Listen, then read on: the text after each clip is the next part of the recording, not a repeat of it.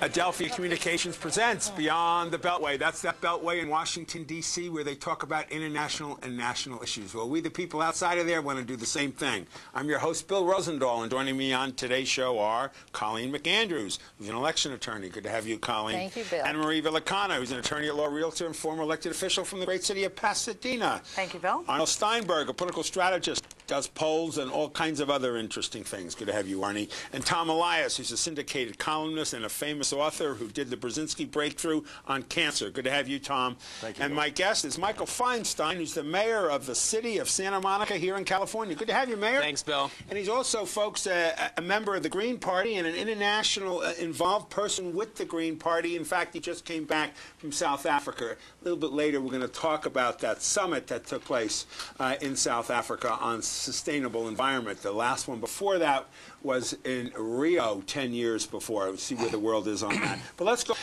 Give us the headlines of South Africa in the future. Is there another conference coming up in 10 years? I think that we may not have another conference. Why? Because there were so many expectations that were dashed with 50,000 of us there hoping something would happen, and the unilateralism of the United States killing everything.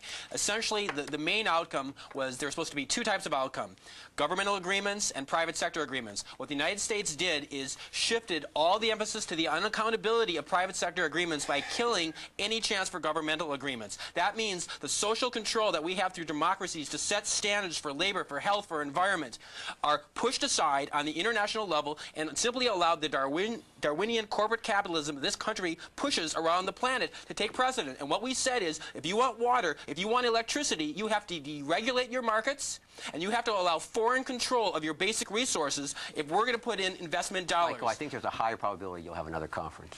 Well, even Kofi Annan is saying, you know what, this isn't working. And I can tell you, the people, those of us who went there felt like this isn't working. What about global warming? I mean, the world is getting hotter. Everything's falling apart. Even Russia got on board with Kyoto there. The EU wanted targets to deal with global warming. The United States fought it. And you know what? This is not just a Republican thing.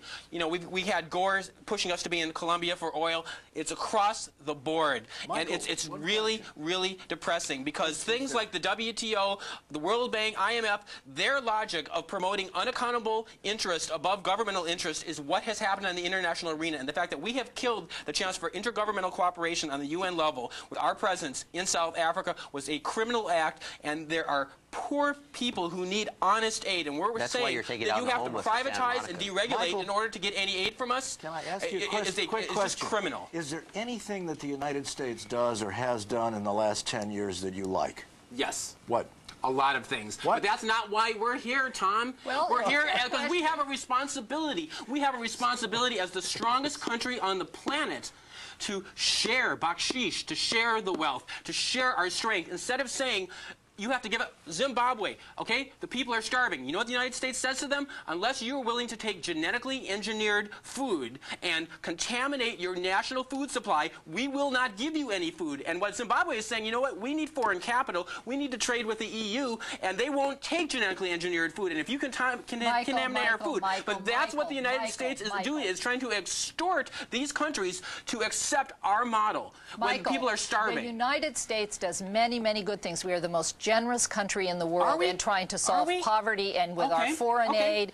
You and I would have a disagreement as to how to attack these problems, and we could discuss them in a rational way without a monologue. The rest of the world voted against us in South Africa. Some of us feel that the genetically engineered food is scientifically defensible, and that is the only solution for feeding the hungry of the folks, world. That's it. On that note, first I want to thank you, Michael, for coming on and for going to South Africa and filling us in on what you experienced there. Appreciate that. I want to thank the panel for talking about what we talked about. I appreciate that very much. And I especially want to thank you out there for sharing your time with us. God bless you, and bye-bye.